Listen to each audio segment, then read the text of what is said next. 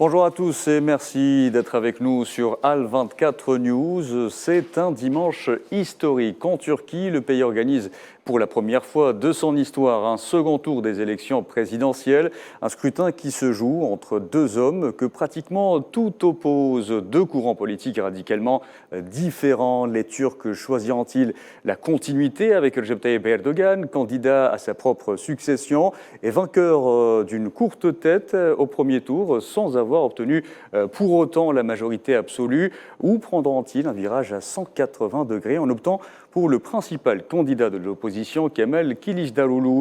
Nous le saurons dans les heures qui vont suivre la fermeture des bureaux de vote prévue à 17h, heure locale, et 14h en temps universel, soit dans un peu plus de 3 heures. En attendant, nous vous proposons 1h25 de direct en compagnie de nos invités et de nos envoyés spéciaux à Istanbul que nous allons retrouver dans un petit moment. En attendant, je vous présente nos invités. Sur le plateau, j'ai l'honneur d'accueillir Ilyas Goumiri. Bonjour.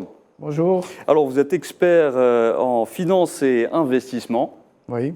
Nous aurons également avec nous Jean Marco, qui est professeur à Sciences Po et chercheur associé à l'Institut français d'études anatoliennes. Il nous rejoindra également durant cette émission Gamal Labina, analyste spécialiste des questions internationales.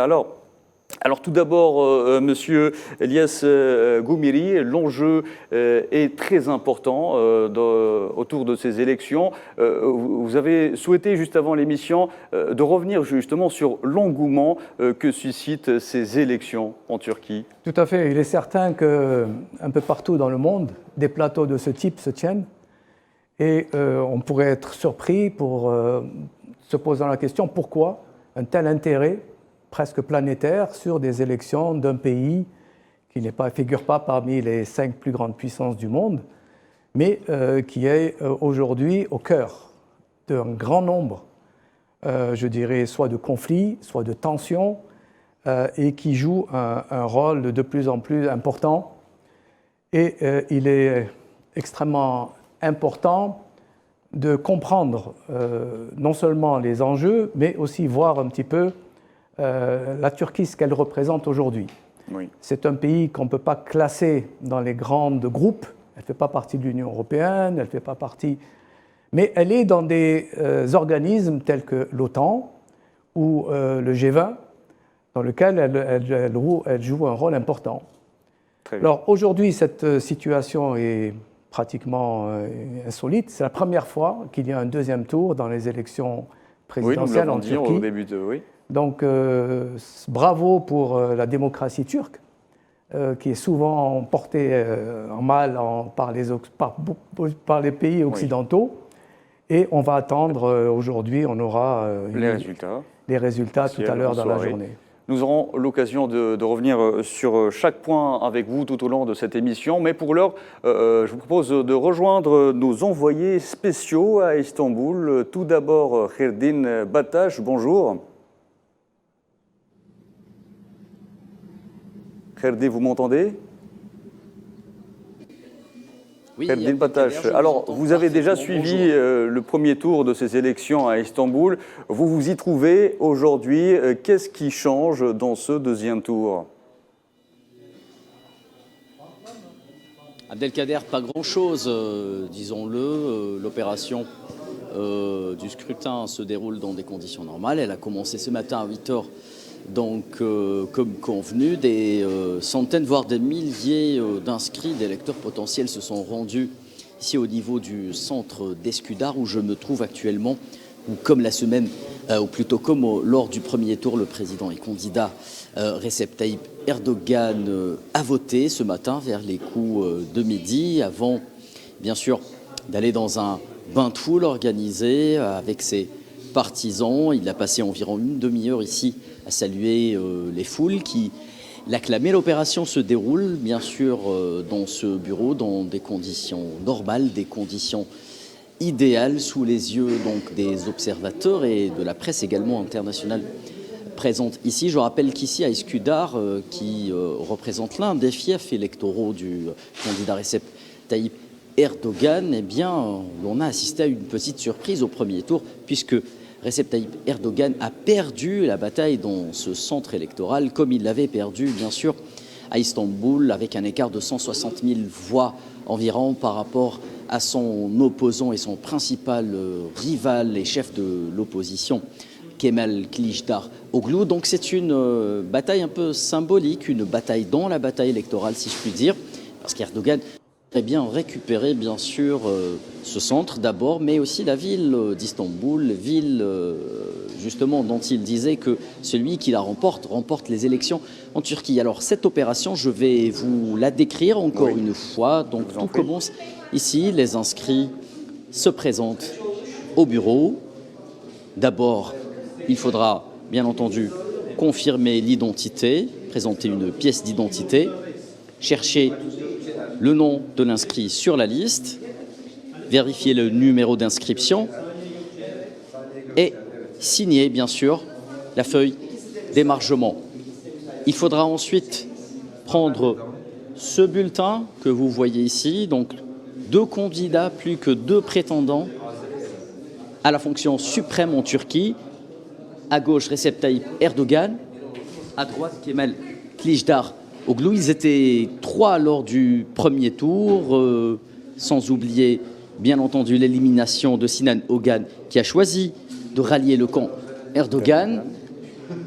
L'enveloppe, bien entendu, puis direction l'isoloir, où, bien entendu, les électeurs font leur choix avant de revenir. Comme vous le voyez, la dame vient de déposer son bulletin de vote dans l'urne, ici présente. Donc, vous pouvez le constater par vous-même, la participation semble un peu inférieure à ce que l'on a pu voir au premier tour. Donc, encore une fois, un autre électeur se présente, il dépose son bulletin de vote dans l'urne, et donc tout cela sous les yeux des observateurs ici. Donc, à ma gauche, l'opération se poursuit en toute démocratie, en toute transparence, sous les yeux de la presse internationale, ici présente également. Donc, voilà Abdelkader, nous sommes environ à 5 heures de la fermeture des bureaux de vote et l'on s'attend à connaître l'identité du 13e président de la République turque vers les coups de 22h ou 23h. Tout dépendra donc de l'opération de dépouillement et du temps qu'elle prendra ici à Istanbul, mais aussi dans toute la Turquie. Abdelkader. Une opération que l'on vivra avec vous également, Kherdin Batash. Restez avec nous tout au long de cette émission. Nous allons prendre la température d'Istanbul, d'où l'on retrouve notre autre envoyé spécial, Sofiane Baoudi, qui est dans la région de Beşiktaş pour être précis. Sofiane, bonjour.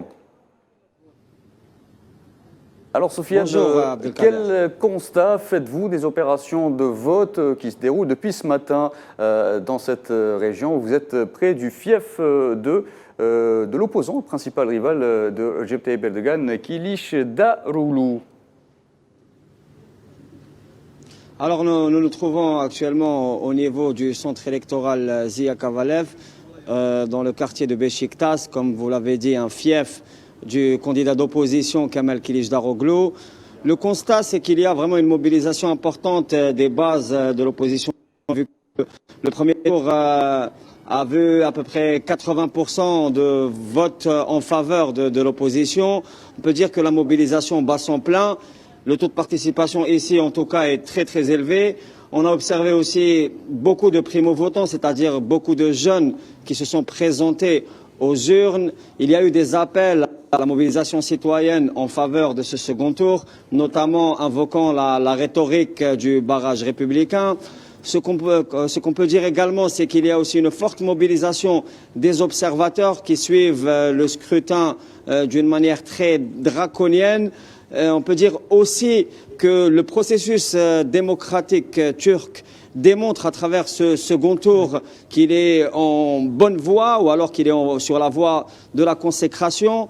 En ce centenaire de la République qui revêt une importance symbolique très particulière pour les deux camps, pour le président sortant, mais également pour l'opposition, notamment l'opposition kémaliste. Et donc, le constat, c'est que vraiment, il s'agit d'un second tour déjà historique et d'une mobilisation citoyenne démocratique de très grande importance, Abdelkader.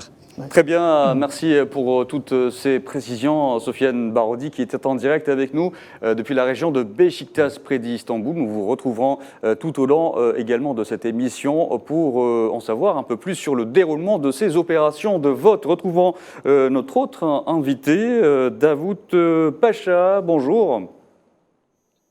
Bonjour. Alors, vous êtes historien et consultant spécialiste de la Turquie. Première question, pour qui voteront, selon vous, aujourd'hui, les plus de 64 millions d'électeurs turcs? Alors, on ne peut jamais vendre la peau de l'ours avant de l'avoir tué, mais sauf circonstances exceptionnelles, logiquement, le président Recep Tayyip Erdogan devrait être reconduit dans ses fonctions.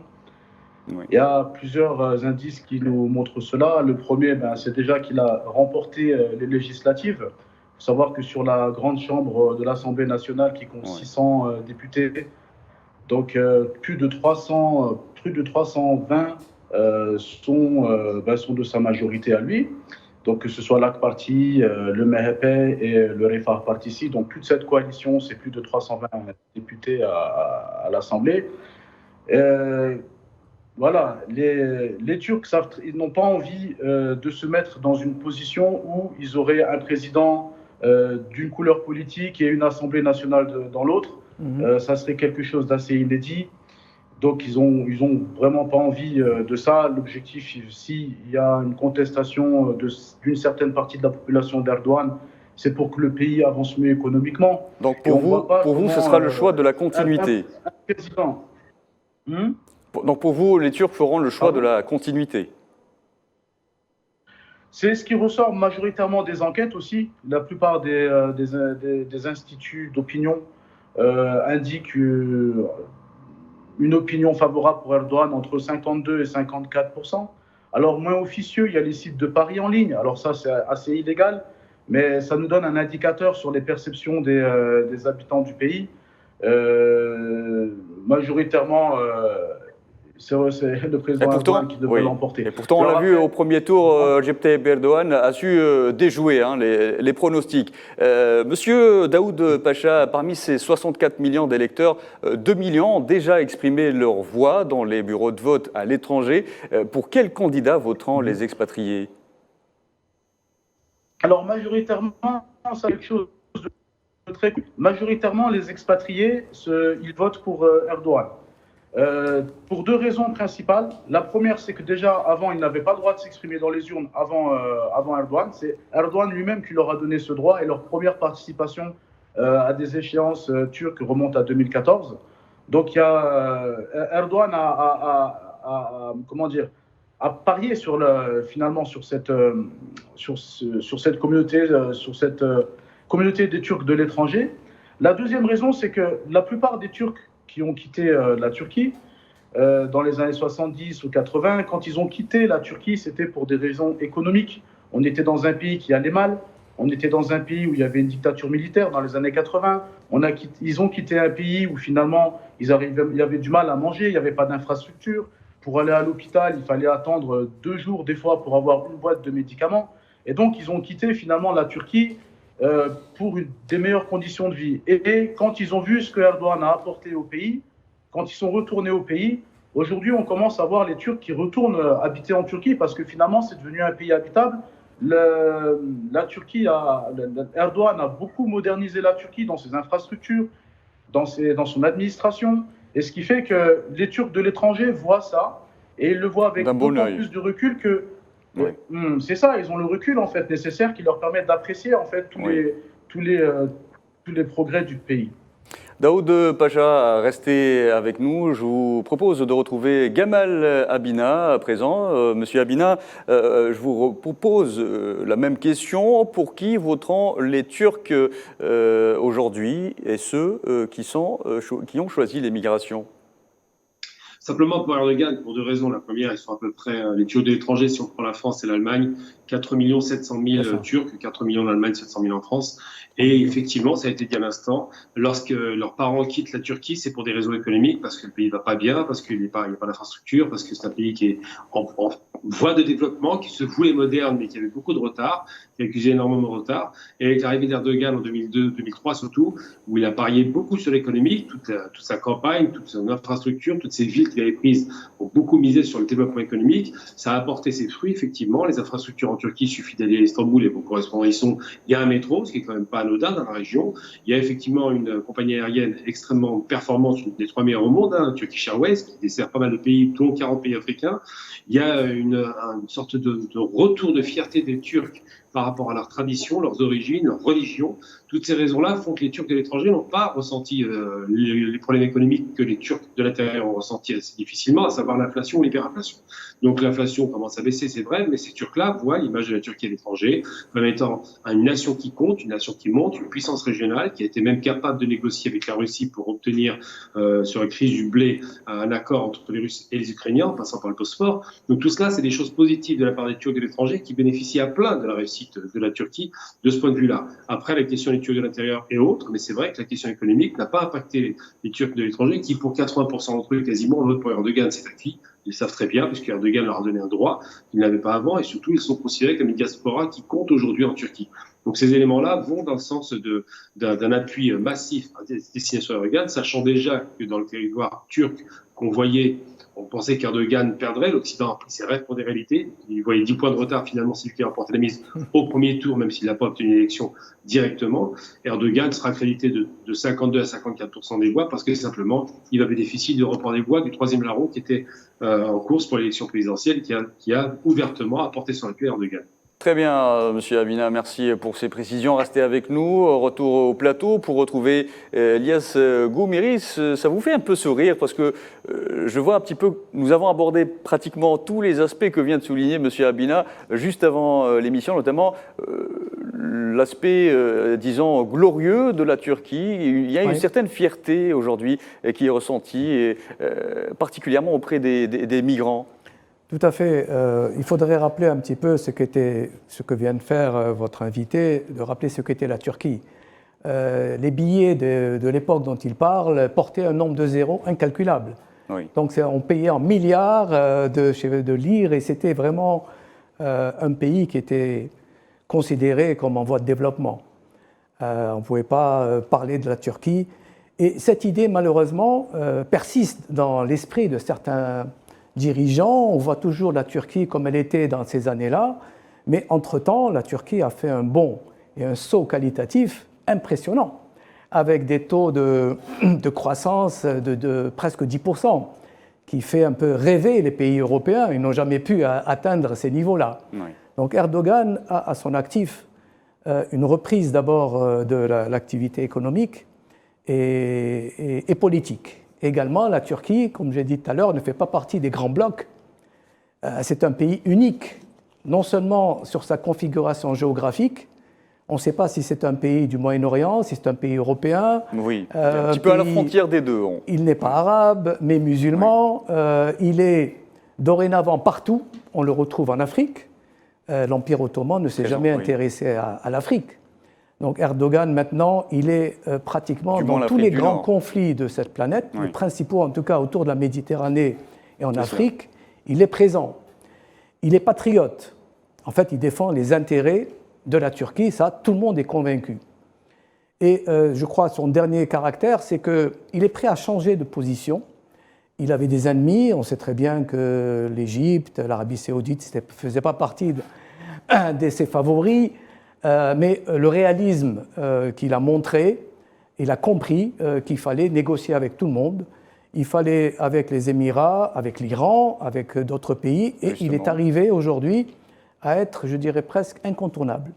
Et justement, la Turquie a multiplié ces dernières années ses partenaires étrangers et surtout ceux de la région. Permettez-moi de retourner à Istanbul tout de suite pour retrouver Sofiane Baroudi à nouveau. Sofiane Baroudi. Oui, Abdelkader. Sofiane Baroudi, je vous entends très bien. Vous souhaitez réagir par rapport à cette fierté hein, qui se ressent aujourd'hui en Turquie par rapport à son passé glorieux? Écoutez, déjà dans la campagne électorale pour le second tour, le nationalisme et le patriotisme a été très important. C'est-à-dire que... Oui. Allez-y, on vous entend, Soufiane. Abdelkader, pour le second tour, l'enjeu autour de l'affirmation patriotique et nationaliste a été très très important. On sait que le président sortant Recep Tayyip Erdogan a dans sa coalition un parti de droite dure qui l'a aidé à justement asseoir son pouvoir. Et le candidat d'opposition, lui aussi, a dû faire appel au nationalisme et au patriotisme en invoquant y compris une alliance avec des courants de droite dure et aussi en invoquant le référentiel historique de la République turque avec la dimension nationaliste qui est au cœur de ce référentiel. En fait, l'électorat turc est très attaché aux valeurs du nationalisme et on ressent cela en interviewant des gens et en parlant avec les gens. L'idée de retrouver la grandeur de la Turquie est partagée par absolument la plupart des courants politiques, on va dire, qui sont dominants sur l'échiquier politique en Turquie. Après, il s'agit de différentes nuances parce qu'il y a aussi ce qu'on a qualifié par exemple de dérive xénophobe du candidat Kemal Kılıçdaroğlu qui a y compris touché l'homogénéité de la table des six et de la coalition hétéroclite qu'il dirige, vu que certaines organisations et certaines expressions de gauche étaient, on va dire, outrées ou alors très gênées par les expressions de xénophobie, notamment vis-à-vis des demandeurs d'asile syriens en Turquie. Le candidat Kemal Kılıçdaroğlu avait parlé d'un chiffre complètement disproportionné et ça avait fait réagir à l'intérieur de la coalition et ça a menacé même la coalition d'explosion. Et donc le référentiel historique est très important, la symbolique aussi de la République parce que cette année c'est le centenaire de la République turque et les camps politiques de différentes obédiences sont attachés au principe de la République et sont attachés à cette célébration-là qui va avoir lieu après cette élection. Et donc c'est un enjeu symbolique aussi, on va dire, de première importance qu'on a retrouvé tout au long de nos interviews aussi. Hier, on a couvert un rassemblement où il y a eu des slogans de glorification de l'héritage kémaliste. Le rassemblement a été organisé par le CHP, mais il a été suivi par d'autres organisations. Et donc, je pense que cet aspect, à la fois l'aspect symbolique, historique, mais aussi la composante nationaliste et aussi la droite dure qui est devenue maintenant une force très très importante dans le Parlement turc, ce qu'on a vu durant les élections législatives. L'aspect nationaliste, l'aspect patriotique est très très important. Il y a aussi l'aspect, si vous voulez, de retrouver la place que mérite la Turquie sur l'échiquier international, ce qui a été partiellement retrouvé, comme ça a été dit par les invités, vu que Ankara joue actuellement un rôle prépondérant dans beaucoup de dossiers de première importance internationale. On citera la crise ukrainienne, mais pas seulement. La crise au Moyen-Orient, la Méditerranée orientale, l'Asie centrale, des régions de première importance, mais aussi l'Union européenne qui suit cette échéance électorale d'une manière, on va dire, très très préoccupée et qui soutient un camp contre un autre parce que justement la Turquie retrouve son poids politique et qu'elle devient un élément important dans toutes les négociations à venir, à mon avis. Très bien, merci pour cette intervention, Soufiane Barodi. Oui, Ilyas Gomiri, vous souhaitez réagir par rapport à ça? Il y a une dimension qu'on n'a pas abordée, c'est l'islam. Oui. Bon, il faut se rappeler un peu d'histoire. Il faut se rappeler l'Empire ottoman, il faut se rappeler le kémalisme et le choc que le kémalisme a introduit dans ce pays qui a éliminé la langue arabe et qui a éliminé même les traditions, le port de certains habits traditionnels, etc. Tout en conservant la religion. La conservant dans la Constitution, oui, il n'y a pas eu d'interdiction, mais de toute façon, l'enjeu était de revenir à une laïcité la plus forte. C'est cela. Et ceci est un choc. Ça a été un choc vécu par cette population, qui aujourd'hui, il faut le dire, est à 15 ou 97% de sunnites musulmans, et qu'il représente et il incarne une espèce d'esprit de cette spiritualité dans sa manière de parler, Vous parlez de se tenir. d'Erdogan. Je parle d'Erdogan.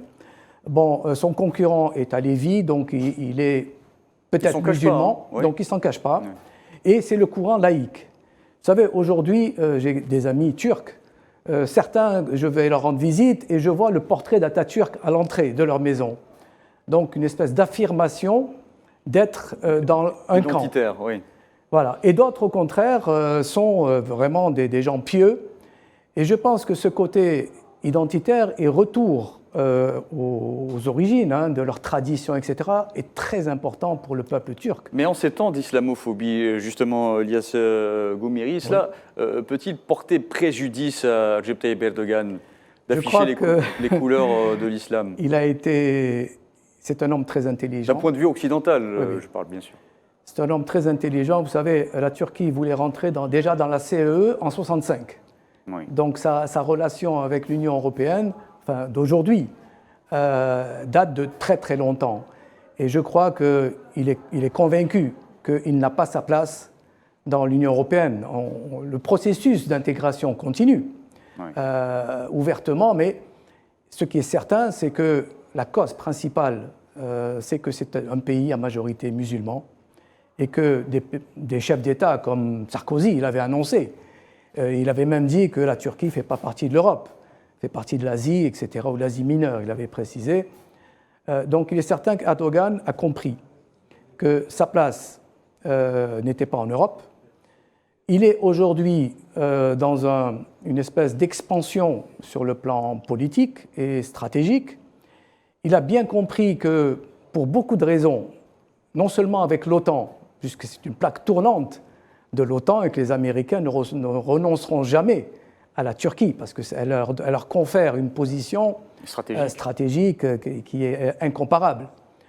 Et donc, il est dans une vision un peu nouvelle, une approche pragmatique, qui est de concilier, de se mettre pratiquement à tous les grands carrefours idéologiques, géostratégiques, militaires, puisqu'on vient de dire qu'il a réussi à interférer dans le transport des cargos de blé, etc., avec la Russie et l'Union européenne et les Américains. En tout cas, je trouve à la fois un bon stratège, un grand patriote, un musulman avéré, et il a redonné à la Turquie une grandeur que tout le monde reconnaît, qu'elle n'avait pas. Et enfin, il est dans un processus aujourd'hui, je dirais, il a 20 ans de pouvoir. 20 ans de pouvoir, ça use. Je pense que même s'il va sur ses prochains 25 ans, il a apporté, son héritage va perdurer. Très bien, nous allons retrouver de nouveau Daoud Pacha. Daoud, êtes-vous du même avis que Ilyas Goumiri par rapport à cette sécurité que confère aujourd'hui Recep Tayyip Erdogan à la Turquie, aux Turcs, ce sentiment de fierté aussi? Alors, il y a un sentiment de fierté qui est partagé, mais ça, c'est surtout quand on est de l'extérieur qu'on voit ça. Le Turc du quotidien, celui qu'on rencontre dans la rue, celui qui va chercher son pain et qui ramène ses enfants à l'école, celui-là, ce qui l'intéresse, lui, c'est l'économie. Et effectivement, Erdogan a boosté l'économie de la Turquie. On l'a dit, en 20 ans, le PIB est passé de 234 à 1000 milliards de dollars, c'est-à-dire multiplié par 5. Entre 4 ans, c'est passé de 170 € à 450 €, c'est le salaire minimum. Vous m'entendez? Oui, parfaitement, oui. Très bien. Donc, on a vraiment, ça a avancé dans l'économie à partir de 2019-2020, mais même ça a commencé en 2015-2016, quand la Turquie a commencé à contrecarrer un peu les plans américains en Syrie. On a vu des sanctions financières qui ont été menées contre la Turquie, ça n'a pas fonctionné. On a vu la tentative de coup d'État en 2016, ça n'a pas fonctionné. Donc, les grands, entre guillemets, les grands décideurs mondiaux se sont dit que finalement, la manière de faire plier le peuple turc, ça serait de mettre des sanctions financières à la Turquie pour finalement que le peuple lui-même soit dégoûté de Tayyip. Ça n'a pas fonctionné. Non seulement ça n'a pas fonctionné, mais ça a eu l'effet inverse. Ça veut dire qu'aujourd'hui, la Turquie est en train de rentrer dans l'histoire. C'est la première fois, en tout cas dans l'histoire récente de l'économie, que plus une monnaie est attaquée, plus le pouvoir baisse les taux d'intérêt, et plus on baisse les taux d'intérêt, plus l'inflation se résorbe. Ça n'existait pas. Ça n'existait pas. Dans les dogmes économiques traditionnels, on a tendance à toujours augmenter l'inflation, à augmenter les taux d'intérêt pour juguler l'inflation. Erdogan, ça n'a pas été du tout sa manière de faire. Et on est passé d'une inflation à entre 100 et 150% à aujourd'hui 47%. Et à la fin de l'année, elle devrait descendre en dessous des 2 chiffres. Donc on a vraiment un combat économique qui a été fait de par l'extérieur, que l'administration Erdogan a très...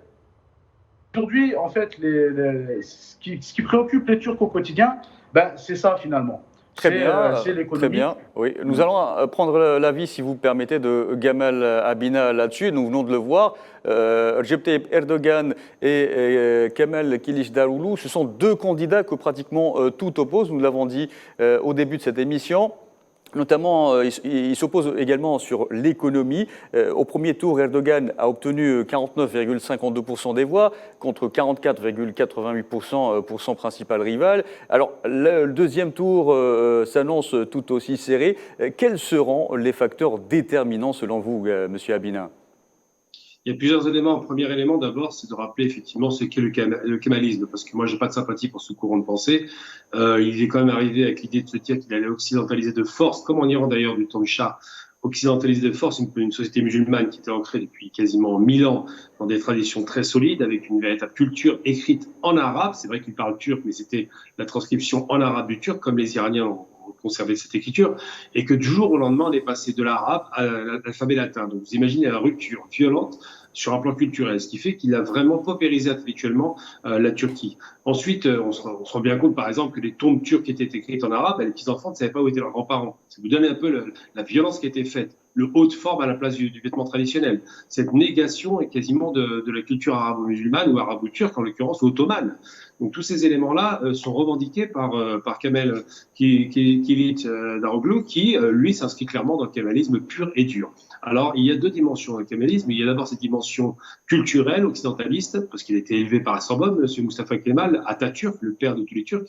Et l'autre dimension, c'est la dimension racialiste qui a donné quand même lieu à des massacres importants ou des déportations de population. C'était nombreux sur la Turquie, je ne parle pas des Arméniens. Il y a aussi les Arabes, les Hazaras, les Azéris, les Iraniens, beaucoup de populations qui constituaient cet empire ottoman, qui était un empire pluriel, est devenue une population quasiment presque ethniquement pure, puisque la pureté turque devait l'emporter. Donc ça, c'est l'approche des kémalistes qui ont voulu sauver un empire qui était descendant pour en faire un État séculier, c'est un État jacobin, cher à Mustafa Kemal. Monsieur Abina, oui. Monsieur Abina, malgré la progression de l'opposition et le recul du nombre de votes pour Erdogan comparativement à 2018, ce dernier a failli l'emporter dès le premier tour. Comment expliquer cette large base populaire dont il continue à bénéficier aujourd'hui ? D'abord parce que M. Erdogan a créé une classe moyenne. Ça fait déjà une différence. Avant Erdogan, il n'y avait pas de classe moyenne.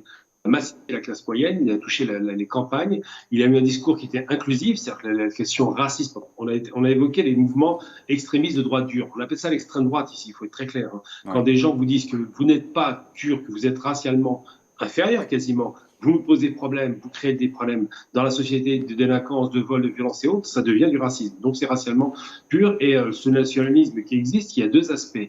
Il y a l'aspect des Turcs. Je rappelle qu'il y a 20 ans, les Turcs étaient Turcs par hasard. Aujourd'hui, ils sont Turcs par fierté. C'est plutôt la même approche. C'est-à-dire que le retour de la fierté turque est au rendez-vous. Et donc, la force d'Erdogan, c'est d'avoir transformé un pays qui était culturellement très fragile, qui avait quasiment honte de ce qu'il était, puisque c'était l'homme malade de l'Europe qui a survécu à la destruction totale. Il en a fait une grande puissance sur un plan régional et un pays reconnu internationalement à telle enseigne que tous les médias du monde regardent avec beaucoup d'attention ce qui se passe en Turquie, parce qu'on sait que la Turquie, qui demande à entrer dans les BRICS, va être un acteur déterminant pour la crise ukrainienne, moyen-orientale, bref, et africaine. Donc tout ça pour dire que les Turcs ont perçu cette grandeur à l'extérieur. Depuis 2016, on a attaqué la monnaie turque au moment où on a essayé d'assassiner Erdogan, le 15 juillet 2016. Les États-Unis, ça fait les États-Unis, ont attaqué la monnaie turque, l'ont dévalorisé. Mais c'est pas l'hyperinflation qu'on observait avant. Et surtout, Erdogan résiste, quoi qu'il en coûte. Et les Turcs, même ceux qui ne l'aiment pas, se disent quand même, cet homme nous a redonné une certaine fierté et donne une dimension à la Turquie qui n'existait pas. et faire en sorte que l'économie continue à se redresser. On voit les réussites, par exemple, comme les fameux drones, qui donnent le sentiment que les Turcs ont une expertise dans le domaine militaire et technologique. On voit aussi évidemment le lancement de cette fameuse voiture haute technologie hybride ou électrique qui a été lancée en grande pompe par les Turcs, 100% turcs. Tout ça, c'est des éléments qui donnent le sentiment aux Turcs que la Turquie est de retour, est puissante. Il a créé un métro à Istanbul qui n'existait pas avant. Il y a tout un tas d'infrastructures qui font que les Turcs se reconnaissent en Erdogan, non pas seulement comme le nationaliste turc, mais l'islamo-nationaliste. S'il y a du nationalisme et de la fierté, et il y a de l'islam qui est apaisé parce que les Turcs n'ont pas été impactés par les courants extérieurs à la Turquie, wahhabisme et autres. Très bien, nous reviendrons à vous, Monsieur Abina, dans un petit instant. Lies Goumiri, économiquement, la Turquie, donc on l'a compris, ce n'est pas un paradis ni un enfer non plus. Le pays est confronté aujourd'hui se reconstruit après le séisme dévastateur que le pays a connu, donc et subit une forte inflation, on l'a vu. Que faut-il faire pour le prochain président pour redresser la barre? Je pense que Erdogan a choisi volontairement et aussi de favoriser l'investissement.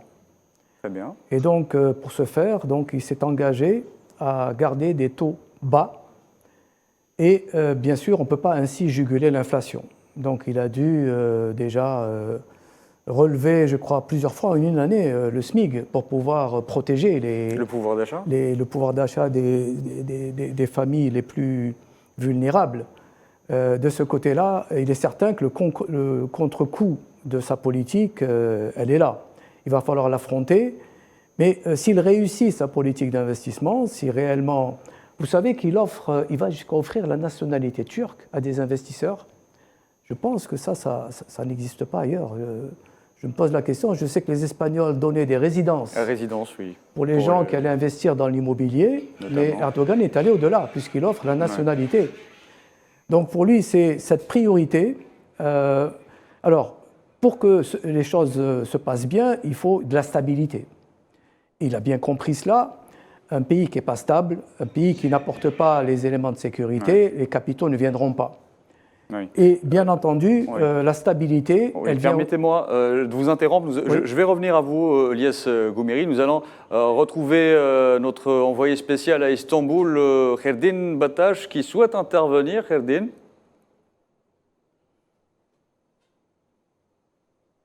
Vous m'entendez ? Herdin Batash, on l'a vu, le volet économique a occupé une bonne partie de la campagne présidentielle des deux camps. Que peut-on en retenir ? Eh bien qu'il y a un effet de loupe sur la situation économique ici en Turquie, et particulièrement à Istanbul, capitale économique, symbole du capitalisme et du libéralisme à la turque, inspiré un peu par la vision économique que voulait le mentor et ancien Premier ministre de la Turquie, donc Necmettin Erbakan, lui qui voulait mettre la Turquie sur les rails de l'industrie et donc d'une industrie plutôt nationale, forte à travers ses entreprises, à travers ses PME. Recep Tayyip Erdogan qui a réalisé un peu la vision de son mentor en ouvrant l'économie turque aux investisseurs étrangers. Cela a été rappelé. Peut-être le seul problème qui n'a pas été beaucoup rappelé par les experts, c'est le mode de financement de cette économie turque capitaliste qui s'est beaucoup fait par des capitaux étrangers via des banques étrangères et l'investissement, donc le financement de l'investissement national par des capitaux étrangers provoque en temps de crise justement donc la migration, la fuite des capitaux à l'extérieur. Lorsque les dividendes sont rapatriés en temps de crise, les investissements baissent. Malgré ça, la Turquie demeure un important réceptacle d'IDE dans le bassin méditerranéen. La Turquie exporte bon nombre de ses entreprises dans les pays voisins et au-delà, dans des secteurs du BTP par exemple, de l'habillement, du textile ou même encore de la manufacture, sans parler de l'industrie agroalimentaire. Il y a aussi le volet du tourisme, donc voilà dont il faut dire deux mots, qui est quand même assez important. Je tiens à rappeler le chiffre qui a été donné récemment, c'est que la ville d'Istanbul a reçu par exemple depuis le début de l'année pas moins de 11 millions de touristes, des touristes qu'on croise tous les jours ici à Istanbul depuis que nous sommes ici et qu'on interroge sur la situation économique du pays, sur l'inflation, sur la dépréciation monétaire, eh bien, ils nous répondent que la situation peut-être est relative et bien meilleure ici en Turquie que dans certains pays européens. Donc voilà un peu la donne économique en Turquie. Peut-être elle est prise à bras-le-corps de l'extérieur de la Turquie, mais on a un autre regard ici à l'intérieur. Alors le regard de l'électeur turc, bien entendu, peut-être il peut être plus acéré parce que l'on veut peut-être une situation meilleure et que l'on s'est un peu habitué à ce nivellement par le haut qui s'est produit au niveau de l'économie turque depuis une vingtaine d'années maintenant. Depuis, donc voilà. Merci beaucoup, merci Khaireddine Battash. Lies Gomi, je vous ai interrompu. Je vais revenir à vous, comme promis, dans un petit moment. Mais le terrain oblige, hein, le direct l'oblige aussi. Nous allons retrouver une nouvelle fois Sofiane Baroudi. Sofiane, est-ce que vous m'entendez ? Oui, je vous entends parfaitement, Abdelkader. Alors, la politique extérieure a occupé une bonne partie de la campagne des deux candidats. Sur quel point divergent les deux rivaux exactement ? Alors, la politique étrangère a eu la part belle de la campagne électorale, déjà tout simplement parce que la Turquie s'avère être une clé géostratégique de première importance. Et donc Ankara négocie, a des contacts avancés et traite des dossiers à un très haut niveau avec tous les grands acteurs géopolitiques. Et à ce propos, le candidat président Recep Tayyip Erdogan, lui, a une politique étrangère bien prononcée. Il a réussi justement à hisser le pays au niveau d'un acteur géopolitique, on va dire, de premier plan sur plusieurs espaces névralgiques, notamment l'espace caucasien, la Méditerranée orientale et aussi le Moyen-Orient. La politique étrangère du candidat Kemal Kılıçdaroğlu n'a pas été très claire, tout simplement parce que la coalition qu'il dirige est une coalition complètement hétéroclite et n'a pas vraiment d'unité programmatique. La seule, on va dire, le seul atout qu'il a proposé, c'est d'accélérer éventuellement les contacts avec l'Union européenne qui ont été partiellement rompus. Et cet atout-là a attiré une partie de l'électorat, comme ça a été cité, qui est traditionnellement laïque et on va dire europhile. Mais les grandes lignes ou alors la vraie stratégie de la table des 6 en matière de politique étrangère, d'ailleurs comme en matière économique, ne sont pas claires parce que la coalition dispose de programmes, que ce soit pour mener une action internationale ou alors pour avoir un vrai programme économique qui réponde aux attentes de la population turque qui, comme l'a dit mon collègue Khaireddine Battash, qui aspire à une amélioration de la situation, même si la crise économique ici n'est pas aussi profonde que ce qu'on décrit. L'enjeu que nous avons réussi à sonder aussi, c'est un peu des craintes par rapport à la question de la lutte antiterroriste. Ça a été un atout et un argumentaire très très fort de la course au second tour. Bon, il y a eu un montage vidéo qui a présenté le candidat Kemal Kılıçdaroğlu en compagnie de dirigeants qui ont été présentés des YPG dans le nord de l'Irak. Le candidat Kılıçdaroğlu a réfuté le montage en disant que c'était un montage faux et ça a créé une grande polémique. Mais la question de la lutte antiterroriste et du terrorisme dans la région, notamment dans la région moyen-orientale, a pris une importance primordiale. Et Ankara joue déjà les premiers rôles en cette matière dans la région. Et la coalition de la table des 6 n'a pas vraiment, si vous voulez, démontré une vraie action, alors de vraies propositions concernant ce thème-là particulièrement. Et c'est ce qui a entraîné une dérive qui a été qualifiée de dérive xénophobe et qui a assimilé les demandeurs d'asile syriens à des délinquants, à différentes formes de criminalité. Et ça a aussi créé beaucoup de dysfonctionnements, voire de clivage à l'intérieur de la coalition propre. Et donc la politique étrangère occupera une part belle dans le programme du futur président turc, déjà parce que la Turquie est un acteur de premier plan dans la résolution de plusieurs crises qui entourent la région. D'ailleurs, la principale crise, c'est la crise en mer Noire, avec le conflit ukrainien qui prend de grandes proportions. C'est un conflit de haute intensité dans la région. Et la Turquie, Ankara et le président Recep Tayyip Erdogan a été le seul interlocuteur à pouvoir, si vous voulez, déjà mettre les deux acteurs sur une table. Et par exemple, l'accord sur le blé s'avère être vraiment une grande consécration, vu que personne n'arrive jusqu'au jour d'aujourd'hui à concilier les deux camps qui continuent dans un conflit de très haute intensité qui menace la région et aussi le continent européen. Nous allons revenir tout à l'heure sur l'accord obtenu par la Turquie concernant l'exportation des céréales ukrainiennes. Sofiane Bahoudi, je vous propose de respirer un petit peu. On va vous laisser vous reposer puisque la journée va être très longue, notamment avec la soirée électorale qui s'annonce et que nous allons suivre avec vous tout à l'heure dans nos prochains rendez-vous. Retour au plateau donc pour retrouver Ilyas Goumiri. Tout à l'heure, je vous ai posé la question par rapport à ce que devrait faire chaque candidat par rapport au redressement de l'économie turque. Oui, j'abordais la question cruciale économique en disant que Erdogan avait volontairement protégé et encadré les taux d'intérêt pour continuer sa politique d'investissement. Donc, son approche est orientée vers l'attrait de capitaux étrangers, des investissements directs étrangers, mais aussi, en particulier, la diaspora turque, et en Allemagne en particulier. Je sais qu'en Algérie, des cadres du ministère de l'Industrie étudient le modèle un peu turc pour essayer de faire à peu près un modèle parallèle avec la diaspora algérienne établie en France, en Belgique.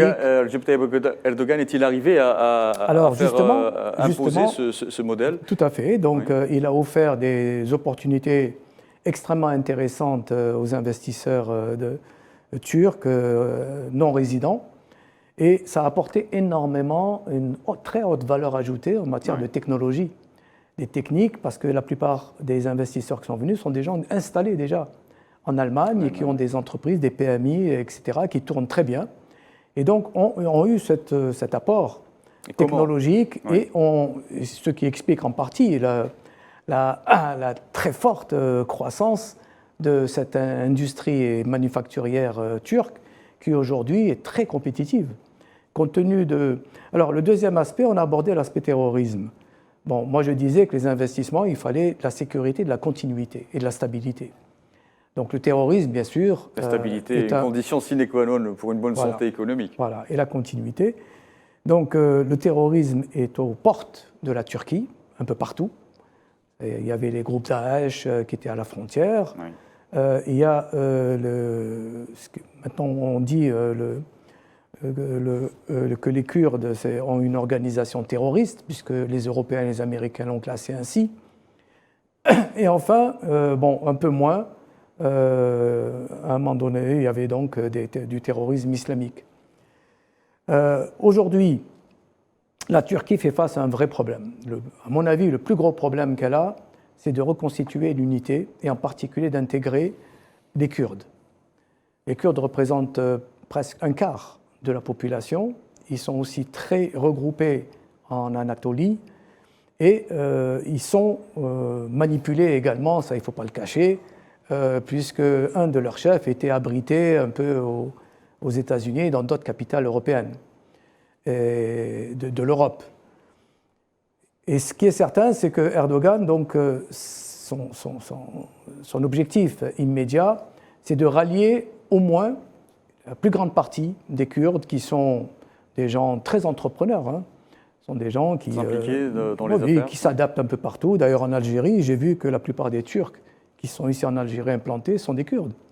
Très bien. Et donc, ces gens-là, cette stabilité et cette union est nécessaire. Et je crois qu'il travaille là-dessus. Et son prochain quinquennat, je crois qu'il va aller dans ce sens parce que c'est lié à sa politique. Il n'y aura pas d'investissement, il n'y aura pas de gros mouvements de capitaux si on a encore des attentats terroristes et si on n'arrive pas à maîtriser la situation. Très bien.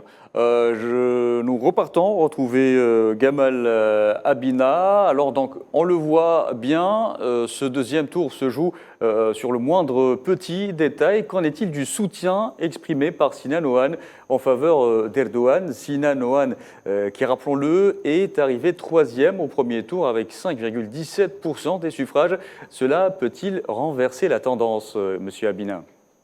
Déjà, la tendance décrite, indépendamment de lui, elle est déjà favorable à Erdogan, puisqu'il est arrivé premier, qu'il avait 4 points d'écart avec son adversaire, donc il n'avait pas trop de mal à espérer une victoire, sachant qu'il a déjà le Parlement qui lui est acquis. Ensuite, c'est vrai que son échec, c'est clairement à Istanbul. Il a déjà perdu Ankara et Istanbul au niveau municipal, et il risque d'être un peu embêté par la capitale, qui représente quand même 20 millions d'individus. C'est pas rien. Istanbul, c'est une mégapole monumentale qui s'étend sur un territoire immense.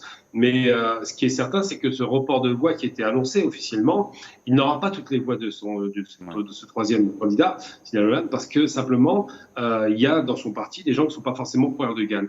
La question du nationalisme turc a été très, très souvent évoquée, dans un cas un nationalisme exacerbé de type presque fascisant, qui est dans le mouvement d'Erdogan, mais où il n'y a pas la dimension racialiste nécessairement, et dans l'autre cas, clairement des propos racistes qui prétendent qu'il y aurait 13 millions d'étrangers en Turquie qu'il faudrait reconduire à la frontière. Donc c'est vrai que le débat ne se fait même pas sur les questions économiques, puisque c'est déjà réglé. Le débat se fait sur les questions, clairement, et d'ailleurs depuis des mois, c'est ces questions qui sont revenues, les questions d'immigration et de ces fameux réfugiés de guerre, les 3 800 000 Syriens et autres Afghans, parce qu'il y a beaucoup de réfugiés en Turquie. Donc ce qui va faire la bascule, ce qui va créer la bascule, c'est cela. Et c'est vrai qu'en Europe, on le voit d'un mauvais œil, ce Erdogan. C'est vraiment un troublion. Il est dans l'OTAN, mais il refuse l'élargissement de l'OTAN. On l'a vu récemment avec l'histoire de la Finlande.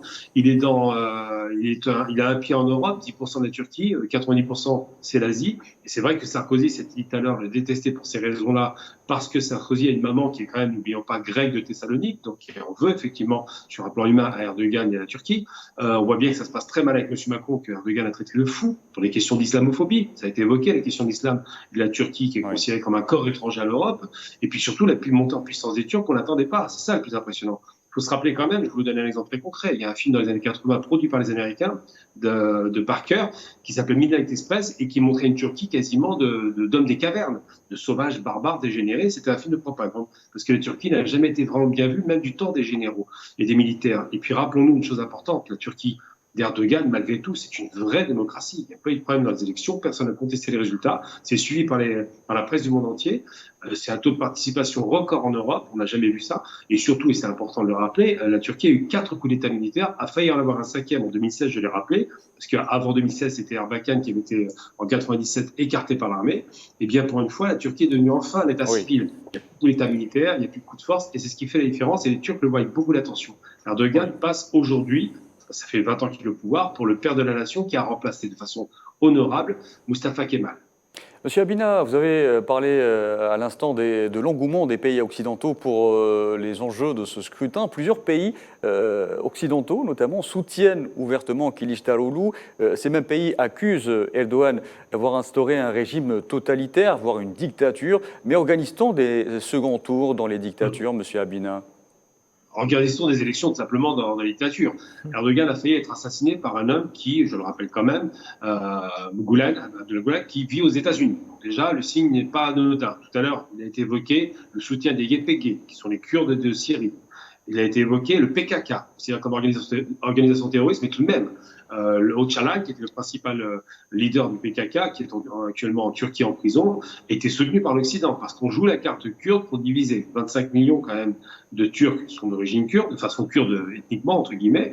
25 millions, ça a été évoqué aussi tout à l'heure, sont aussi alévites. Donc la carte de l'ethnie, de la religion, tous ces éléments-là sont des éléments que l'Occident utilise pour déstabiliser. Il ne faut pas perdre de vue une chose, c'est qu'effectivement, le candidat de l'Occident, clairement, c'est Kılıçdaroğlu, qui est vraiment le candidat de l'Europe, il a réaffirmé, de l'OTAN, pro-américain, et qui a annoncé qu'Erdogan avait trahi son pays parce que les Russes l'auraient manipulé. C'était une très grande erreur de sa part, parce que ça donne le sentiment que le dirigeant turc actuellement n'est qu'un pantin. Il a fait une erreur qui lui a coûté des points à l'élection, mais il n'en demeure pas moins que clairement les Occidentaux ils sont totalement favorables à l'opposition et totalement anti-Erdogan, parce qu'Erdogan est un électron libre qu'on a du mal à comprendre. Et moi, je vous le traduis immédiatement. Hein. La Turquie d'Erdogan, c'est une Turquie qui a un intérêt principal qui est la Turquie. C'est-à-dire que quand elle joue une partition, quand elle avait aidé le Haut-Karabakh pour libérer le Haut-Karabakh en Azerbaïdjan, elle le fait avec des gens qui sont de langue turque et qui sont très proches d'elle-même. Donc la Turquie joue cette tradition, joue son intérêt personnel, elle le fait avec brio, et le peuple turc l'a très bien entendu, comprend qu'Erdogan n'est pas un aventurier, c'est un homme qui a certes voulu intervenir dans les pays arabes, mais aujourd'hui est revenu dans le réalisme politique et surtout défend les intérêts de son pays, il le fait très bien. Monsieur Habina, nous allons nous intéresser au traitement qu'accordent les deux candidats aux principaux dossiers qui divisent, notamment celui de l'immigration. Le rival d'Erdogan ne s'en cache pas, Kılıçdaroğlu veut moins de migrants sur le sol turc. Que risque-t-il de changer, Monsieur Habina? C'est un homme violent dans ses propos. D'abord, rappelons tout à l'heure, c'est évoqué, Erdogan a 69 ans, lui il en a 74. C'est-à-dire que quand Erdogan finira son mandat, s'il est réélu, il aura l'âge de cet homme maintenant. Déjà, ça donne des éléments de réflexion. C'est un homme ancien, avec une vieille tradition kémaliste et très laïcarde. Mais pas seulement. Il s'est allié avec des organisations, avec des mouvements politiques d'extrême droite. Parce qu'il faut les donner, faut pas dire de droite dure, c'est trop facile, c'est de l'extrême droite. Dès l'instant, oui, clairement, quand on dit qu'il faut virer les étrangers, quand on dit que c'est eux les problèmes, quand on dit que la question de l'économie irait mieux sans étrangers, c'est des discours d'extrême droite. Donc la différence entre lui et Erdogan, c'est qu'Erdogan qui a reçu, et c'est tout à son honneur, même s'il a été aidé par l'Europe à hauteur de 6 milliards, il a reçu quand même presque 4 millions d'individus qui fuyaient une guerre. C'est ça qui s'est passé. Et Erdogan les a reçus relativement dignement quand l'autre ne veut pas l'entendre parler. Il considère que c'est des ennemis du pays. Donc c'est vrai qu'il y a deux approches différentes. Et sur les questions de politique internationale, par exemple, on sent bien quand l'opposant dit à Erdogan vous êtes manipulé par la Russie, clairement c'est une posture. Il dit clairement qu'il est anti-russe, ce qui est très dangereux. Alors qu'Erdogan, il se veut médian. Il ne veut pas dire qu'il est anti-ukrainien ou anti-russe. Il veut trouver une solution pour faire en sorte que la crise s'arrête. Mais c'est dans l'intérêt de la Turquie d'avoir des alliés dans les deux camps, j'ai envie de dire, en Europe, mais aussi en Eurasie, voire en Asie. Tout à fait. La Turquie était vraiment au croisement de 3 continents quasiment. La Turquie est au croisement civilisationnel, culturel. C'est quand même, elle était aux portes de Vienne à l'époque de la Sublime Porte. Donc la Turquie, c'est quoi aujourd'hui? C'est un pays qui retrouve 100 ans après l'humiliation des traités de Lausanne et du traité les deux traités qui ont confisqué ses voies navigables. Je parle du Bosphore. Aujourd'hui, elle est récupérée. Donc elle récupère vraiment sa dignité jusqu'au bout. Et elle ne peut pas se froisser avec l'Occident parce qu'évidemment, elle travaille aussi avec l'Occident, ça a marché. Elle ne peut pas se froisser avec la Russie parce que traditionnellement, ils se sont fait plusieurs fois la guerre. Ils ont tout intérêt à se mettre d'accord sur les questions du monde turcophone qui est tout sur le sud de la Russie. Ne peut pas se froisser avec le Moyen-Orient, bien qu'elle l'ait fait. Maintenant, elle retrouve le chemin de la paix parce que les investisseurs orientaux, que ce soit les Irakiens qui ont beaucoup investi en Turquie, les Qataris aujourd'hui qui sont très présents en Turquie, on ne se rend pas compte, mais la compagnie Qatari a des avions tous les jours sur Istanbul, investissent massivement. La Turquie bénéficie à plein de sa région, mais du monde arabe, puisque finalement la Turquie c'est quoi? C'est les investissements massifs du monde arabe parce que le monde arabe a été attaqué. Donc aujourd'hui, avec le retour de la paix, on l'espère, en Syrie, en Irak, et le retour de bonnes relations entre la Turquie et l'Iran, et c'est difficile, deux grands empires quand même, il est probable effectivement que ça devienne une sorte d'Eldorado économique qu'on n'a jamais connu depuis quand même très très longtemps. Très bien. Monsieur Elias Goumiri, nous avons entendu l'analyse de Monsieur Habina par rapport au dossier de la migration qui divise les deux rivaux. On le voit en Turquie. Le pays accueille depuis les événements en Syrie beaucoup de travailleurs syriens. Cela porte-t-il préjudice à la Turquie ou au contraire stimule son économie selon vous? D'abord, il faut dire que la Turquie n'a pas provoqué cette vague d'immigration. Oui, mais il y a un conflit aux portes de la Turquie. Donc, elle subit une immigration due à une guerre qu'elle n'a pas provoquée. Ceci dit, la Turquie a montré, Erdogan en particulier, un grand humanisme, puisqu'il a ouvert des camps et avec des moyens limités, jusqu'à ce que l'Europe, et qui les menace, d'ouvrir cette fois la conduite pour que cette immigration massive aille envahir l'Europe. Donc il a réussi à trouver une situation qui fait qu'aujourd'hui, effectivement, il y a une population qui est là. Elle ne pourra pas rester indéfiniment là où elle est. Lui, il pensait que c'était beaucoup plus transitoire, c'est-à-dire que la Syrie aurait retrouvé rapidement, je ne sais comment, un autre équilibre et que ces populations, tout ce qu'elles demandent, c'est retourner en Syrie, sans risquer leur vie, etc. Donc de ce côté, peut-être ces calculs n'étaient pas très très bons. Donc il se retrouve coincé avec cette situation. Alors, quand on a une situation pareille, on ne peut pas dire que c'est un avantage, bien au contraire.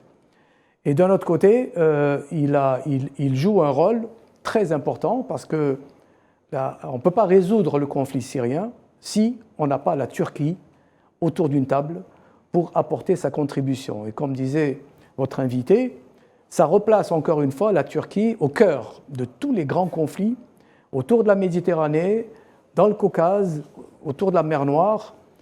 Alors j'espère que pour ce point précis, alors je ne commande pas les déclarations de l'opposant en disant qu'on va éliminer, on va jeter à la mer, etc. C'est des propos, même je crois qu'ils n'ont pas beaucoup d'impact. Il y a peut-être un électorat d'extrême droite, je ne sais pas comment on va l'appeler, mais il est limité. Parce que même dans la religion, ce sont d'abord des musulmans également, il est inconcevable. Autant, je ne l'appuie pas, je ne l'affirme pas, lorsqu'il s'agissait d'Arméniens, c'était une autre religion, des massacres ont été opérés, etc. On a pu faire passer ça, mais avec des musulmans, c'est différent. C'est différent, oui. Donc, la situation est critique, place la Turquie au cœur de tous les enjeux, tous les grands dossiers, la Turquie est toujours présente.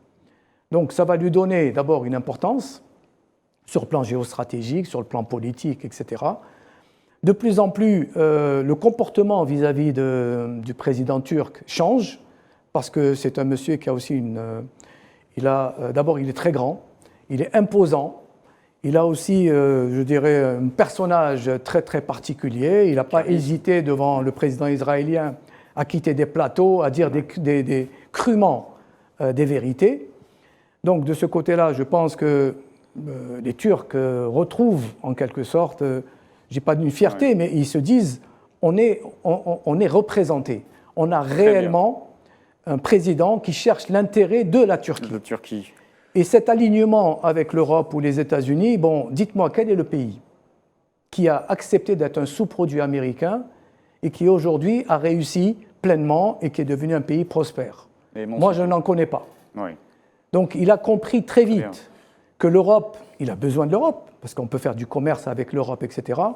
Mais il ne souhaite ni aller vers, je dirais, un glissement civilisationnel pour faire plaisir aux Européens, ni obéir et devenir une espèce d'un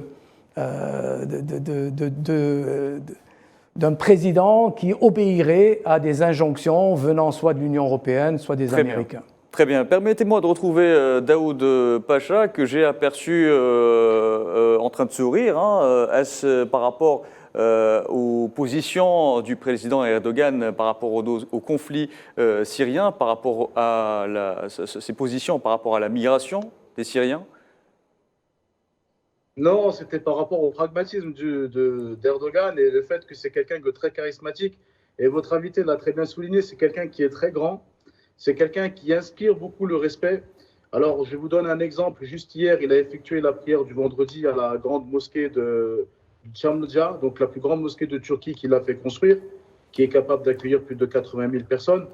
Il faut voir juste le fait de le voir rentrer, il faut voir la secousse que ça crée à l'intérieur. C'est quelqu'un qui dégage quelque chose.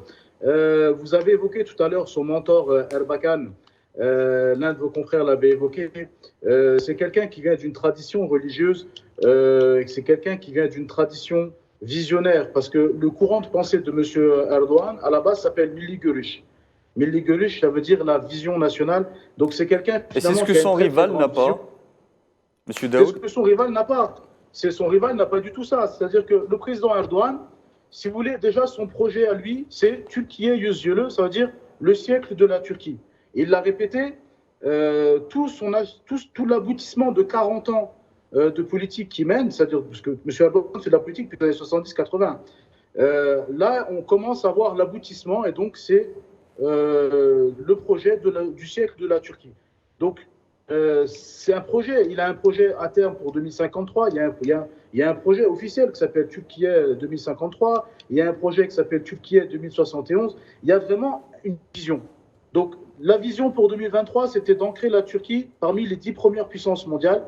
Alors, c'est clair que d'un point de vue du PIB nominal, on n'y est pas encore, mais avec tout ce qui a été cité jusqu'à présent, le fait qu'aujourd'hui, elle est incontournable, et puis si on prend en considération le PIB en termes de parité de pouvoir d'achat, où on est 10e finalement. On peut dire que c'est un objectif qui a été atteint.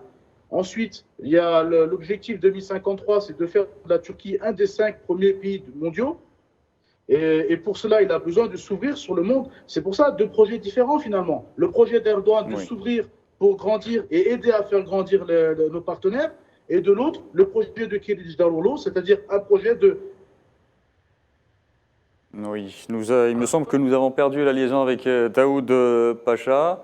Retrouvons à présent Gamal Abina. Gamal Abina, nous avons évoqué tout à l'heure avec vous le conflit en Ukraine. Nous allons l'évoquer, mais sur un autre aspect. La Turquie occupe une place importante par rapport au règlement de ce conflit. Le pays a tenté de jouer en vain les médiateurs, mais a pu quand même arracher certaines victoires, comme l'accord sur les céréales ukrainiennes. Quel avenir pour cet accord dans les 2 cas de figure ? L'accord va tenir parce qu'il y a aucune des parties qui a intérêt à ce que ces céréales, ou même, je ne parle même pas seulement des céréales, mais aussi des engrais que la Russie fournit à l'Afrique, ne soient interrompus. Personne n'a intérêt à cela parce que ça donnerait le sentiment qu'un des 2 belligérants a l'intention d'affamer des populations qui n'ont absolument aucune part dans le conflit. Donc l'accord va tenir. Ensuite, ce qui se passe, c'est qu'il ne faut pas oublier une chose importante.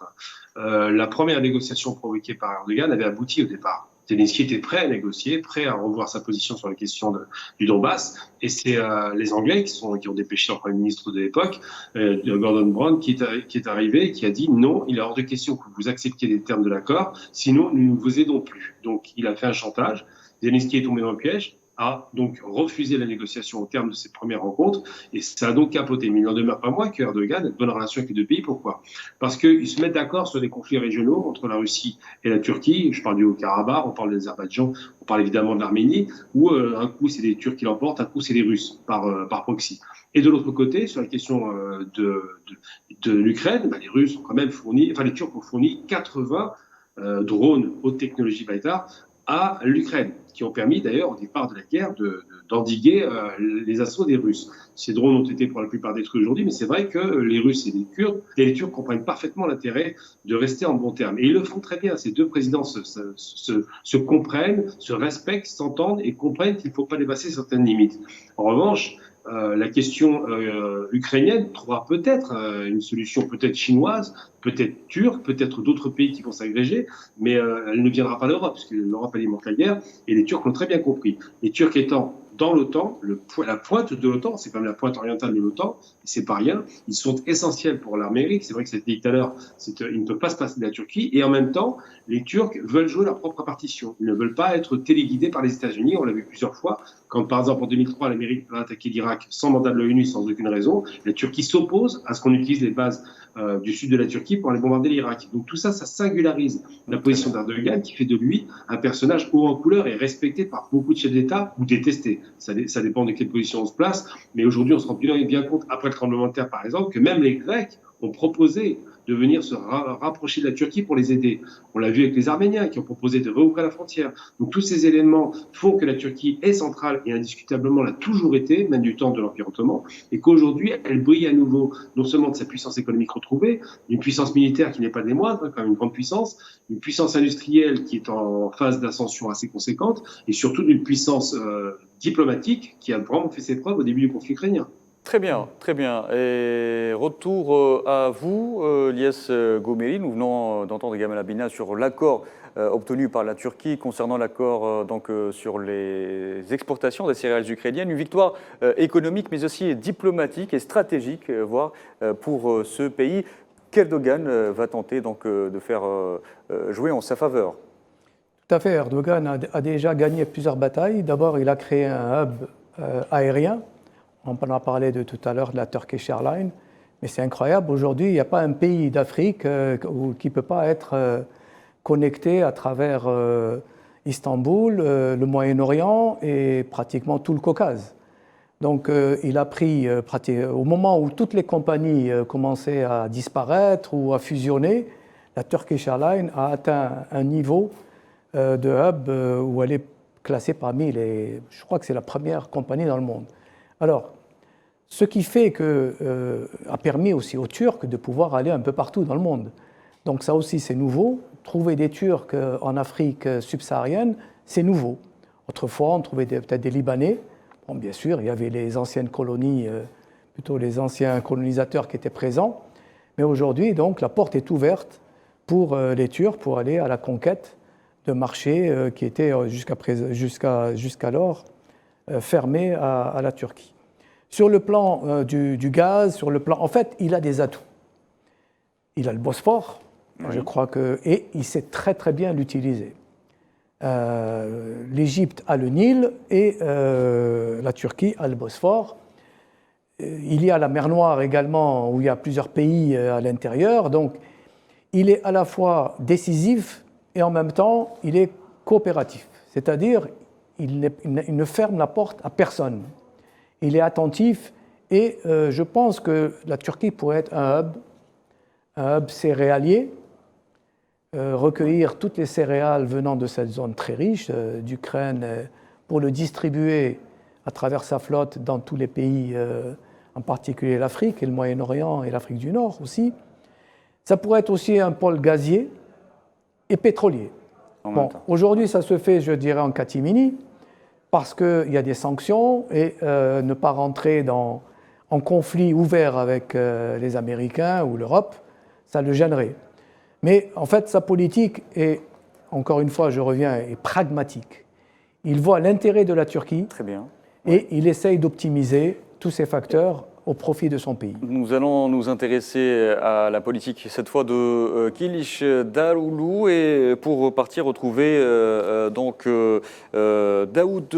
Pacha. Donc la Turquie est une frontière, on le sait, naturelle entre l'Europe et l'Asie, ce qui lui confère un emplacement stratégique. Le pays multiplie ses partenaires de part et d'autre. Cela risque-t-il de changer avec une nouvelle figure à la tête du pays ? En l'occurrence, la victoire de Kilicdaroglu.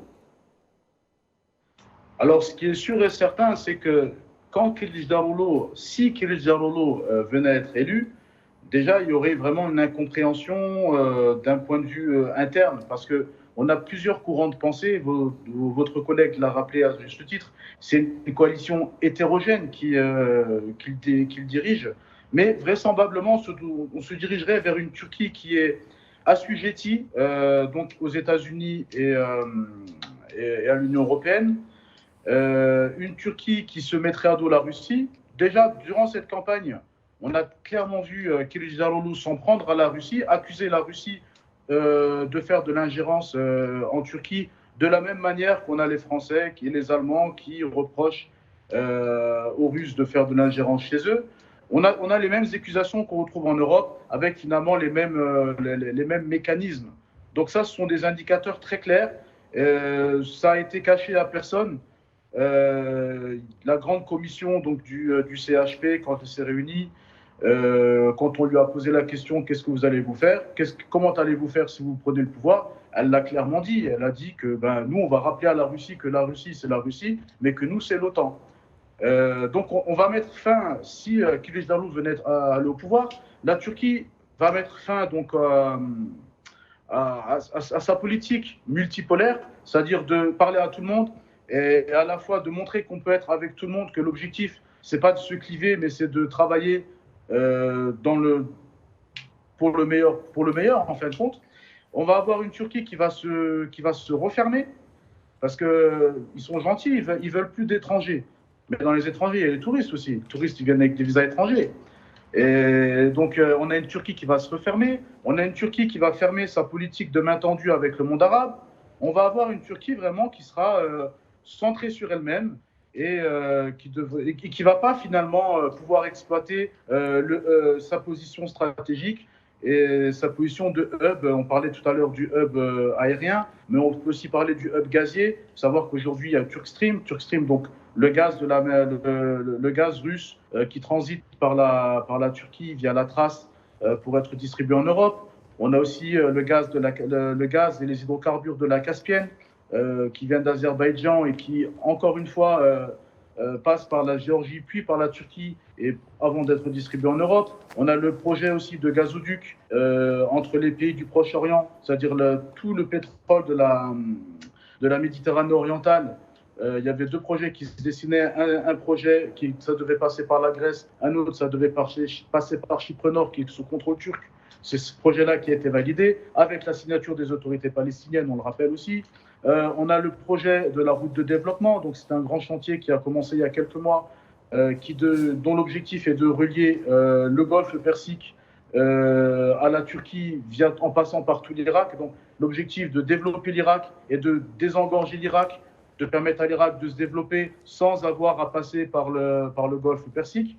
Donc il y a vraiment une stratégie qui a été mise en place pour les hydrocarbures. Et le fait qu'on ait quelqu'un comme Khalid Jalloulou au pouvoir, ça s'arrêterait tout de suite. On va le voir comment mon collègue, votre précédent intervenant, a parlé du hub céréalier. Ça, la Turquie l'a bien compris depuis longtemps. Elle a un projet depuis plusieurs années qui est celui du canal Istanbul. Le canal Istanbul, c'est-à-dire de créer un canal au large du Bosphore de 45 km de long pour faciliter les échanges. C'est clairement pour les céréales que ça a été créé, ce projet. Eh ben, on a l'opposition, pas plus tard qu'aujourd'hui, qui a rappelé que quand on va prendre le pouvoir, on va fermer ce projet. C'est soit, ils ont un slogan d'ailleurs, c'est « il y a canal, il y a Istanbul ». C'est soit on fait un canal, soit on se concentre sur Istanbul. C'est-à-dire on a des gens qui sont déconnectés en fait de la situation de hub de la Turquie. Donc Daoud Pacha, vous avez cité quelques changements potentiels qui risqueraient d'arriver en cas de victoire de Kemal Kılıçdaroğlu. Nous allons tenter de savoir ce qu'en pense Gamal Abina. Si Kılıçdaroğlu venait à être élu ce soir président de la Turquie, quels seraient les principaux changements que la Turquie subirait directement ? Le problème de ce parti, de ce mouvement, c'est pas un parti, c'est une coalition de partis, je crois 6 partis. Ils ne tirent pas tous dans la même direction. On a eu à dire, certains ils sont en général pro-européens, plus ou moins anti-russes. On a vu les positions qui ont été prises, qui ont été extrêmement dommageables par rapport à la relation avec la Russie si jamais ils devaient arriver aux commandes. Ils s'inscrivent clairement dans la volonté de se remettre en bon terme avec l'Europe et dans l'espoir vain, à mon sens, d'un accord de l'Union européenne, de les faire entrer dans l'Union européenne. Et ils ont une position très otanesque, très pro-américaine, très pro-occidentale. Donc je pense qu'ils feront comme Erdogan, ils vont un petit peu se recentrer sur la Turquie, ils feront un petit peu du Turkish first, et en même temps, il y aura cet alignement occidental qui va beaucoup chambouler la donne de la région s'il arrive aux commandes. Cet homme est allié aussi à des partis extrême droite, je l'ai dit tout à l'heure, et quand on parle beaucoup de l'extrême droite, d'ultranationalisme, on en voit beaucoup en Europe, il est probable effectivement qu'il y ait une coalition aussi de ce point de vue-là idéologique entre les courants d'extrême droite européens et le sien. Mais clairement, c'est un personnage qui n'est pas brillant, c'est pas même charismatique, c'est pas un personnage qui a dessiné une vision pour la Turquie, bien qu'il soit économiste, c'est quelqu'un qui est très compétent en économie, il semblerait qu'il n'y ait pas de vision particulièrement innovante sur la question turque. La seule chose sur laquelle il veut s'arrimer, c'est sur l'Europe. Il dit, je serai européen, je vais reprendre les négociations, je vais m'arrimer à l'Europe, faisant semblant d'oublier que pendant pratiquement 50 ans ou plus, 60 ans, l'Europe a tourné le dos volontairement à la Turquie pour des raisons X ou Y, de démocratie, de standards économiques, de respect des droits de l'homme, enfin tout un tas de choses invoquées qui ne tiennent pas vraiment la route. Sur le papier, je veux dire, il y a beaucoup de pays qui sont rentrés en Europe qui répondaient pas à ces critères. Et donc lui, il veut s'accrocher, s'arrimer à l'Europe sans donner de solution géopolitique. Il n'en parle pas trop, il ne prend pas ce risque-là. Et les deux solutions, c'est l'accord d'association avec l'Europe pour devenir européen et l'autre, en finir avec l'immigration. C'est deux questions qui sont pas forcément centrales en Turquie, parce que la Turquie commence à s'orienter vers l'Est, comme je disais tout à l'heure, parce que la Turquie est en bon terme avec la Russie, et la Russie veut construire une centrale nucléaire avec la Turquie, veut faire un hub gazier avec la Turquie, ça a été signé entre les deux présidents russes et turcs actuels. Ces questions-là peuvent être non pas remises en question, mais peut-être beaucoup moins centrales pour ce nouveau pouvoir s'il devait arriver aux commandes. Très bien, retour à Lies Goumiri. Dans cette équation, il y a aussi l'Algérie, partenaire historique de la Turquie. Les relations entre les deux pays, du moins sur le plan économique et politique, sont au beau fixe, on peut le dire. Elles sont stimulées par les dirigeants des deux pays. De quel œil les opérateurs algériens voient-ils ce scrutin ? Juste avant, si vous permettez, vous avez posé la question au cas où en cas de victoire de la victoire, oui. Moi je serais consterné pour plusieurs raisons. C'est que je vois vraiment je vois en noir la suite des événements, au sens où on a dit que c'était une coalition hétéroclite. Donc forcément cette coalition va éclater. Dès qu'elle aura à prendre des décisions, il n'y aura aucune décision. Mais plus que ça, elle n'a pas la majorité au Parlement. Donc ça va être en fait un gouvernement qui ne pourra pas gérer. Et si en plus il s'aligne sur les États-Unis et l'Union européenne en espérant avoir une possibilité de rejoindre l'Union européenne, c'est que soit il est sot, soit qu'il ne connaît absolument pas du tout, et il ne mesure pas la situation qui prévaut actuellement. Oui. Alors, je vais loin, hein, je vais jusqu'à dire que ça serait provoqué, on pourrait aller vers une guerre civile, parce que tous les ingrédients sont présents. Je vous ai parlé de religion, j'ai parlé de minorité, on a parlé d'instabilité avec des groupes terroristes, etc. Oui. Et autour de ce pays, on voit ce qu'il y a. Il n'y a que des guerres, des conflits, pratiquement dans toutes les frontières. Disons très instable. Absolument. Oui. Et donc, j'espère en tout cas, parce que je souhaite que la Turquie puisse arriver à ce qu'on vient de décrire, un grand pays qui puisse de nouveau, dans le monde des pays émergents, inscrire une démarche qui pourrait être suivie par d'autres. Et puisque vous parlez de l'Algérie, je vous ai dit déjà, cette idée d'intégration de la diaspora que la Turquie a parfaitement réalisée pourrait nous inspirer dans un premier temps. Et on constate depuis à peu près... L'Algérie se dirige justement vers une politique semblable. Oui, mais on a pris un retard considérable. La Turquie a commencé il y a 30 ans ou 25 ans ou plus. Et chez nous, bon, ça prend beaucoup de temps. C'est dommage parce que la diaspora algérienne est aussi très forte, très puissante. Et elle n'est pas uniquement en Europe. Elle existe aussi aux États-Unis, en Angleterre, etc.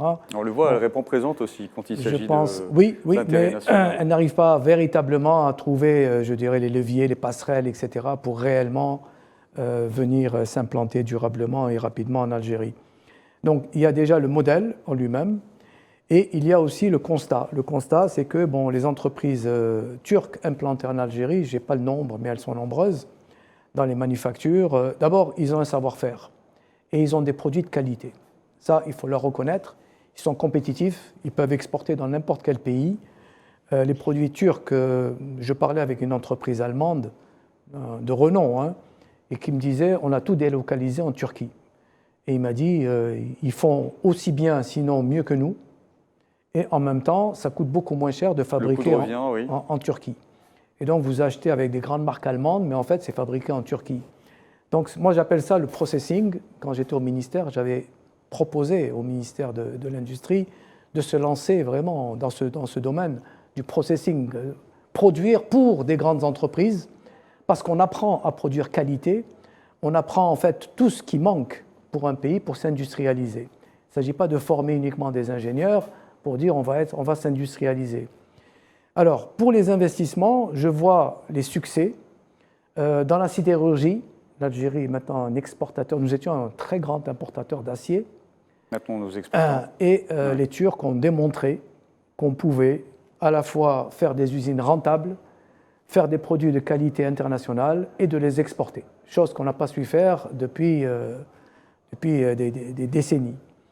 Dans les domaines de la construction, ils ont eu énormément de chantiers, dans les travaux publics, des barrages, des routes, etc. Ils ont montré aussi leurs compétences, leur qualité. Et ils ont un facteur d'assimilation qui est très fort. Peut-être c'est le fait que ce sont aussi des musulmans. Donc ils sont en parfait accord avec l'environnement. Ils s'intègrent plus facilement peut-être que d'autres partenaires. Oui, et en même temps, ils intègrent la main-d'œuvre locale. Contrairement à d'autres pays où ils travaillent avec des travailleurs venant... On peut parler d'une valeur ajoutée à l'économie algérienne ? Certainement, hein. Non seulement une valeur ajoutée, mais du point de vue qualitatif, on apprend avec tous les opérateurs algériens qui ont fait des sociétés mixtes, un partenariat avec les Turcs, ont fait un saut qualitatif important. Parce que la Turquie a intégré, j'ai dit, si elle arrive à exporter, à être compétitive dans le monde et en Europe, c'est qu'elle a atteint ce niveau d'excellence. Oui. Et c'est ça qui nous manque. Et ce partenariat avec la Turquie, si on le développe, si nos opérateurs suivent un peu ce modèle, je pense qu'il va être extrêmement fructueux pour les deux parties.